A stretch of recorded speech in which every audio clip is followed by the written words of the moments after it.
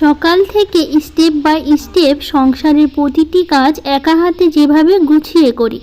রাধে রাধে বন্ধুরা, কেমন আছো তোমরা সবাই? আশা করি ভীষণ ভালো আছো। আমরাও কিন্তু খুব ভালো আছি। আজকে হচ্ছে বুধবার, তোমাদের সাথে নিয়ে আজকে ব্লগটা শুরু করছি। সাথে থেকেও আজকে ব্লগটা তোমাদের খুব ভালো লাগবে। তো আজকে অনেকটাই আমি দেরি করে উঠেছি। আজকে যেহেতু ছুটির দিন ছিল, আজকে তো হোলি। তো যাই হোক, ভিডিওটা অনেকটাই পরে পাচ্ছ, যেহেতু একটু শরীরটা আমার খারাপ ছিল, সেই কারণে ভিডিও এডিট করতে পারিনি, ভয়েস দিতে পারিনি। তো আজকে কিন্তু হোলির দিনের যে ভিডিওটা, সেটাই তোমাদের সাথে আমি শেয়ার করছি। তো বাড়িতে আজকে অনেক লোকজনই আসবে, অনেক রান্নাবাড়ি আছে যেগুলো আমাকে একা হাতে সবটা করতে হবে। তো তার আগে ঘর বাড়িগুলো একটু গুছিয়ে নিই, যেহেতু বাড়িতে লোকজন আসবে। সব সময় তো গুছিয়ে রাখি সব সময়, তারপরেও হচ্ছে আজকে একটু বেশি করেই গোছাতে হবে সেই কারণে। আর কালকে তো ছিল দোল, তো মানে মঙ্গলবার দিন, তো সেই কারণে এই শাড়িটা পরে তো আমি গেছিলাম, তোমাদের আমি ব্লগে শেয়ার করেছি। সেই শাড়িটা আমি ধুয়ে দিয়েছিলাম, সেটাই আমি গুছিয়ে নিচ্ছি। সাথে কিছু জামা কাপড়ও আছে, এগুলোও কেচেছিলাম। তো সব কিছু একসাথে গুছিয়ে নিচ্ছি আমি। এই যে এগুলো বাবান পড়ে গেছিলো মাঠে, আমাদের এখানে গাজলে বসন্ত উৎসব হয়, তো সেখানে আমরা সবাই মিলে গেছিলাম। আমি, বাবানের পাপা, বাবান, দাদা, বৌদি সবাই মিলেই গেছিলাম, সেখানে সবাই ছিল। তো যাই হোক, এখন সবটা গুছিয়ে নিচ্ছি। গুছিয়ে নিয়ে কাজকর্মগুলো করব। আমার ননদ আসবে, ননদের বর আসবে, আমার যা দেওয়ার ওরা সবাই আসবে। আমার মায়ের বাড়িতেও সবাইকে বলা হয়েছিল আসার জন্য, কিন্তু পরে ওরা আসতে পারেনি। আজকে একটা বিয়েবাড়ি আছে, মানে আমাদেরও বিয়েবাড়ি নেমন্তন্ন ছিল, কিন্তু আমরা যেতে পারিনি। আমার শরীরটা পরে একটু খারাপ লাগছিল, মাথাটা প্রচণ্ড মানে ব্যথা হয়ে গেছিলো, ঘুরছিল, সে কারণে বিয়েবাড়িতে যেতে পারিনি। বিয়েটা হচ্ছে আমার বাবার বাড়ির হচ্ছে আর কি গোষ্ঠীর বিয়ে, বাবার বাড়ির তরফ থেকেই নেমন্তন্নটা এসছে। ওখানে মায়ের বাড়ির কাছাকাছি বাড়ি, তো ওরা ওখানে যাবে সবাই বাড়িতে, যেহেতু গোষ্ঠীর বিয়ে প্রায় একই ফ্যামিলির মধ্যেই পড়ে, তো সেই কারণে ওরা সবাই যাবে। তো আমাদেরও নিমন্ত্রণ করেছিল। তো আমার মেয়েটা মানে মেয়ের বিয়ে, তো মেয়ের মানে যেখানে বিয়ে হচ্ছে আমাদের বাড়ির এখানেই বিয়ে হচ্ছে, মানে একটু কাছাকাছি, ধরো 5-7 মিনিট লাগবে হেঁটে হেঁটে যেতে, 5 মিনিট লাগবে হেঁটে হেঁটে যেতে, এতটা দূরত্বে আমাদের এখানেই বিয়ে হচ্ছে। সম্পর্কে আমার পিসি হবে যার বিয়ে হচ্ছে। তো যাই হোক, আমরা যেতে পারিনি বিয়েতে, কারণ আমার শরীরটা খারাপ লাগছিল সেই কারণে। তো ওরা সবাই গেছিলো মায়ের বাড়ি থেকে, সেই জন্য ওরা কেউ আসতে পারেনি। তার মধ্যে এখন তো কাজের খুব চাপ, তাই না?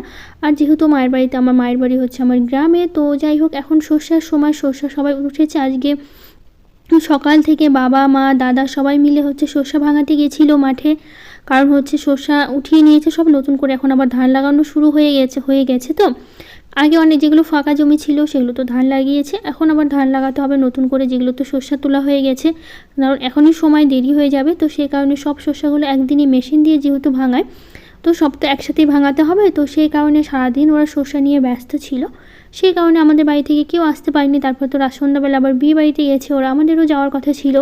তো বললামই আমার শরীরটা খারাপ হওয়ার জন্য পরে আমি আর যেতে পারিনি। তো এইদিকে আমি ঘর বাড়িগুলো সবটা গুছিয়ে নিলাম, নিয়ে তারপরে এখন ঝাড় দিচ্ছি। আজকে আর ঘরগুলো মুছবো না, যেহেতু পরে একটু আবির খেলা হবেই সবাই মিলে।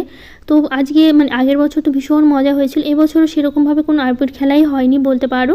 একটু জাস্ট প্রথম একটু মাথায় একটু দেওয়া হয়েছিল, তারপরে তো আমার শরীরটা খারাপের জন্য আমি শুয়েই ছিলাম সারাদিন, তো সেই কারণে হচ্ছে আবির খেলাটা হয়ে ওঠেনি। তো এইদিকে আমি ঘর বাড়িগুলো ঝাড় দিচ্ছি। আজকে এখন মুছবো না, যেহেতু আবিরগুলো সেই ঘরের মধ্যে আবারও পড়বে, তো সেই জন্য ভাবলাম কি আজকে আর ঘর বাড়িগুলো মুছবো না, এভাবে রেখে দেবো। পরে হচ্ছে আর আবির খেলা হয়ে গেলে পরে বিকেলে যদি পারি মুছে নেবো, এটাই আমি ভেবে রেখেছিলাম। যেহেতু পরে আবির খেলাও হয়নি, শুধুমাত্র আমার শরীর খারাপের জন্য, তারপরে আমার শরীর খারাপের জন্য আর ঘর বাড়িগুলো পরে মোছাও হয়নি, শুধুমাত্র এভাবে ঝাড়টা দিয়েই রেখে দিয়েছিলাম। ভেবেছিলাম একরকম হয়ে গেল, একরকম আসলে হঠাৎ করে মাথাটা এত ঘুরছিল আমার, তো সেই কারণে হচ্ছে কোনো কিছুই রং খেলা হয়নি আজকে। আর আগেরবার তো ভীষণ মজা হয়েছিল সবাই মিলে, এবছরও সেটাই ভেবেছিলাম ভীষণ মজা করব, কিন্তু সেটা লাস্টে কিছুই হলো না। তো এখন আমি ঘর বাড়িগুলো ঝাড় দেওয়া হয়ে গেছে, তারপরে চলে আসলাম এখন উঠান ঝাড় দিতে। উঠানটা ঝাড় দিচ্ছি, অনেকটা দেরি করে উঠেছি, যেহেতু কাজের কোনো চাপ নেই আজকে, শুধুমাত্র রান্নাবাড়িটা একটু করতে হবে, সেই তো হয়ে যাবে দুপুরের মধ্যে, যেরকম সবসময় সকালের মধ্যে রান্নাটা করে নিই। আজকে সকালবেলা আর হবে না, যেহেতু অনেক কিছু রান্নাবাড়ি আছে, অনেক কিছু একা যেহেতু করবো সবটা, তো সময় লাগবে রান্না করতে, তো সেই কারণে একটু দেরি হলে সমস্যা হবেও না আজকে।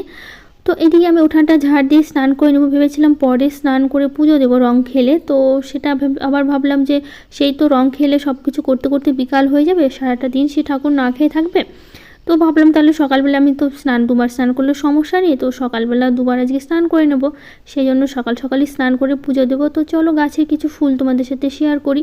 এই এখানে লাগিয়েছিলাম কিছু চাষ করে যে গাঁদা ফুলগুলো, সেগুলো লাগিয়েছিলাম। ছোট্ট গাছটা বড় হয়নি, তবুও দেখো কি সুন্দর ফুল ফুটে আছে। আর আমার স্ট্রবেরি গাছে একটা সুন্দর স্ট্রবেরি ধরেছে, দাদা আমাকে দিয়েছিল এই স্ট্রবেরি গাছটা। আর এগুলো হচ্ছে সব ঘাস ফুলের গাছগুলো, নতুন করে সুন্দর পাতা গজাচ্ছে, বর্ষার সময় ফুলগুলো ফুটবে, ভালো লাগবে। তো চলো মাঠে আমাদের বাগানের কিছু সবজি দেখা। এখানে গাছে বেশ দেখো অনেক টমেটো ধরেছে, টমেটোগুলো পাকেনি, ছোট ছোট কেবল হচ্ছে, তো সেই কারণে। আর এগুলো হচ্ছে ভেন্ডি গাছগুলো লাগানো হয়েছে, ভেন্ডি গাছগুলো বেশ বড় হয়েছে, গরম পড়তে পড়তে গাছগুলো বড় হয়ে যাবে, ভেন্ডিও ধরবে। সে অনেক দিন আগেই তো লাগানো হয়েছিল ভেন্ডি গাছগুলো, দেখো অনেকটাই কিন্তু বড় হয়েছে, বীজ ফেলা হয়েছিল। আর এখানে আছে লাল ডাঁঠার বীজগুলো ফেলা হয়েছে, লাল ডাঁঠাগুলো বেশ সুন্দর হয়েছে। আর এখানে করা হয়েছে পাটের বীজ ফেলা হয়েছে, হালকা যে তিতা পাটটা হয় সেটা। আর এখানে দেখো গাছে কত সুন্দর ফুল ফুটে আছে, এখন আর ফুলের সমস্যা নেই, গাছে এত ফুল হয়ে গেছে। কদিন তো ফুলের খুবই সমস্যা হয়েছিল, এখন আর সমস্যা হচ্ছে না ফুলের। চলো সবটা তোমাদের সাথে শেয়ার করলাম। তারপরে হচ্ছে আমি মুছে নিচ্ছি টেবিলটা, টি টেবিলটা মুছে নেবো, কারণ এটা মুছতেই হয় সবসময়, প্রচুর ধুলো পড়ে কাচের তো, আর কালো রঙের প্রচুর ধুলোগুলো এসে ঝাড় দেওয়ার পরে সব ধুলোগুলো এখানে পড়ে। তো ভাবলাম সবটা পরিষ্কার করি, বেসিনটা আবার বাদ রাখবো কেন, বেসিনটাও একটু পরিষ্কার করে নিই। তো সেই জন্য বেসিনটা আমি সবসময় বেসিন বলতে গেলে একটা ঘষা আমি এখানে রেখে দিই, আর তো হ্যান্ড ওয়াশ থাকে, হ্যান্ড ওয়াশ দিয়েই আমি বেসিনটা সবসময় পরিষ্কার করি, এক্সট্রা করে কোনো সাবান টাবান নিয়ে আসি না, হ্যান্ড ওয়াশ দিয়ে সবসময় করা হয়ে যায়। তো রাতের কিছু বাসন থেকে গেছিলো, সেগুলো মাজবো রাত্রেবেলা, না আমি কাজ করিনি, রেখে দিয়েছিলাম বাসনগুলো, কেন কি মনে হলো সবসময় তো আমি পরিষ্কার করেই রাখি, কিন্তু রাত্রেবেলা রান্নাঘরটা একদমই পরিষ্কার করিনি, তো সেটা এখন আমাকে সকালবেলা পরিষ্কার করতে হচ্ছে, যেহেতু রাত্রেবেলা আমি করিনি পরিষ্কার, কালকে সব সময় করে রাখি, কালকে কি মনে হলো না সেই জন্য রেখে দিয়েছি। কয়েকটা বাসন ছিল রাতে খাওয়ার পর, বাবানোরা ছিল, খেয়েছিল, সেই কারণে ওই বাসনগুলো থেকেই গেছিলো, যেগুলো এখন আমি সকালবেলা ধুয়ে নিচ্ছি। বেশি না, কয়েকটাই বাসন ছিল, বেশিরভাগগুলো মেজেই রেখেছিলাম। এই কটা বাসন লাস্টে ওরা খাওয়ার পর তখন আমি আর মাজিনি বাসনগুলো, পাপাকে বললাম তুলে রাখো বেসিনে, আমি আজকে আর মাজবো না, কালকে মেজে নেব। তো বাবাই বেসিনে বাসনগুলো তুলে রেখেছিল খাওয়ার পর, এঁঠো বাসনগুলো। তারপরে আমি আর রান্নাঘরে আসিও নি, পরিষ্কারও করিনি, রাত্রেবেলা রেখে দিয়েছিলাম। তো যাই হোক, আবার স্নান করে পুজো দিতে চলে আসলাম।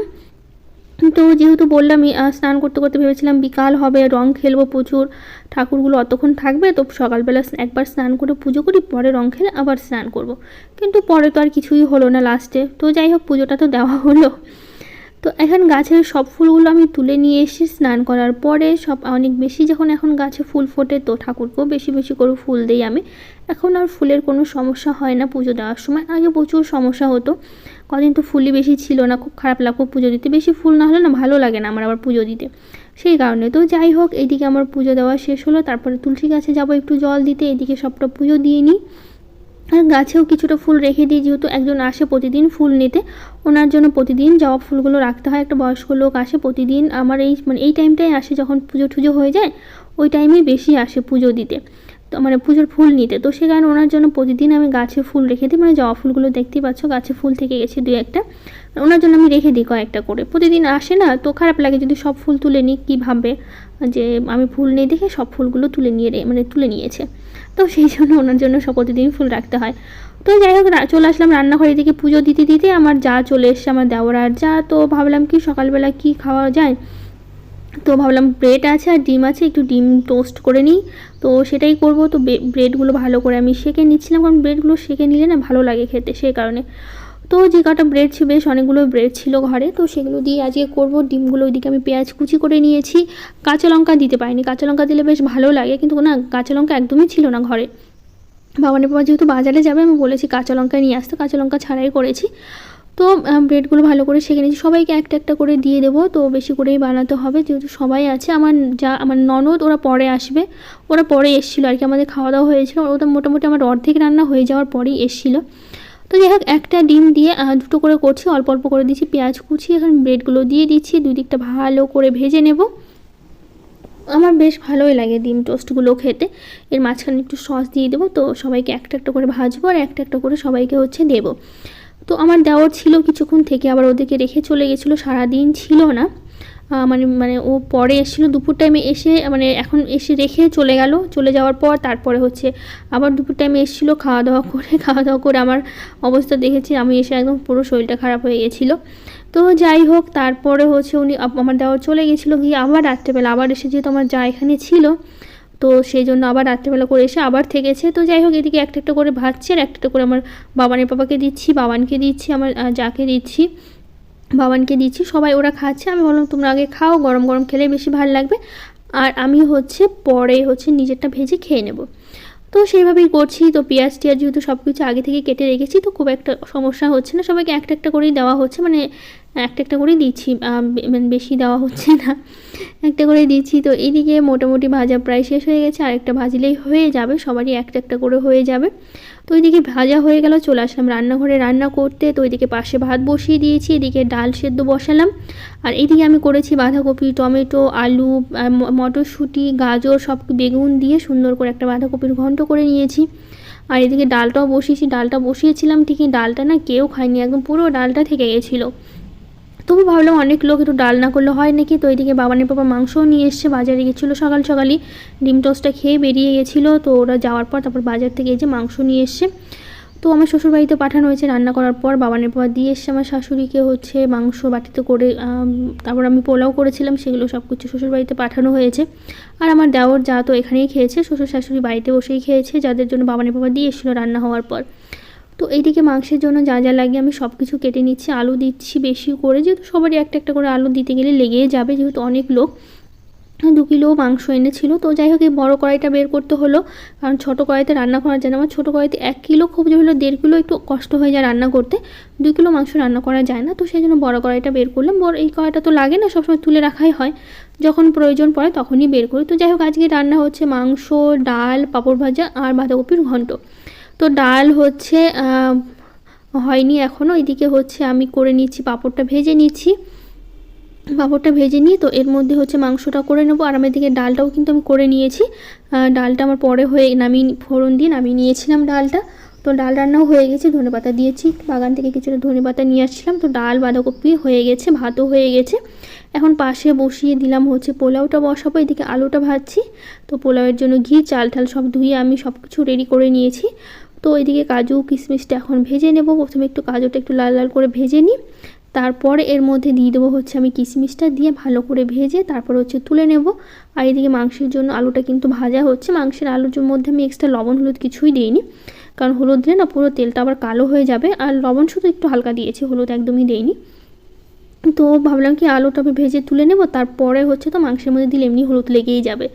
তো এইদিকে পোলাওয়ের চালটা আমি দিয়ে ভালো করে এখন ভাজা ভাজা করছি, মানে চালের মধ্যে হলুদ আর ঘি দিয়ে আমি মেখে রেখেছিলাম আগে থেকে। তো আলুটা আমি এদিকে ভেজে তুলে নিলাম, এর মধ্যে এখন ফোড়ন দিয়ে তারপর হচ্ছে মশলা দিয়ে ভালো করে কষিয়ে নেব। আর মাংসটা বাবানের বাবা ধুয়ে কেটে বেছে পরিষ্কার করে আমাকে দিয়েছে, আমি আর মাংস ধুইনি। তো বড় একটা খুন্তি ছিল এই কড়াইটার জন্য, খুন্তিটা আবার বাবানের বাবা পারেনি, প্রচণ্ড অসুবিধা হচ্ছিলো নাড়াচাড়া করতে, যেহেতু আমার ছোটো ছোটো খুন্তি, 3টে খুন্তি ছোটো ছোটো, যেগুলো সবসময় আমি রান্না করি ছোটো কড়াইগুলোতে। আর এই কড়াইয়ের জন্য বড় একটা খুন্তি নেওয়া হয়েছিল, সেই খুন্তি আর একটা বড় হাঁড়ি আর কড়াই একসাথে আমি নিয়েছিলাম। হাঁড়িটা যেহেতু লাগবে না, ছোটো হাঁড়িতেই হয়ে যাবে আমাদের, আর শুধু কড়াইটা লাগছিলো, যেহেতু এত মাংস ছোটো কড়াইতে আমার রান্না করা যাবে না।